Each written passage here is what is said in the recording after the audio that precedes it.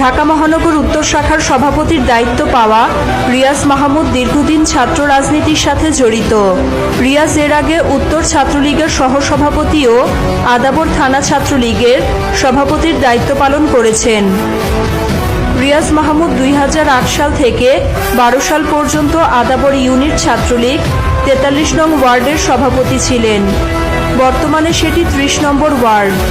এরপর তিনি আদাবর থানা ছাত্রলীগের প্রতিষ্ঠাতা সাধারণ সম্পাদক হিসেবে ছিলেন 2018 সাল পর্যন্ত।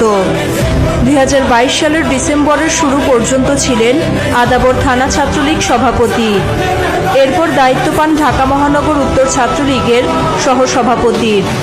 1 মাস না পেরোতেই সেই শাখার সভাপতি এখন রিয়াজ মাহমুদ। 20 ডিসেম্বর রাতে প্রধানমন্ত্রী শেখ হাসিনার পক্ষে ছাত্রলীগের নতুন কমিটির ঘোষণা করেন আওয়ামী লীগের সাধারণ সম্পাদক ওবায়দুল কাদের। একই সঙ্গে তিনি ঢাকা বিশ্ববিদ্যালয় ও মহানগরের কমিটি ঘোষণা করেন।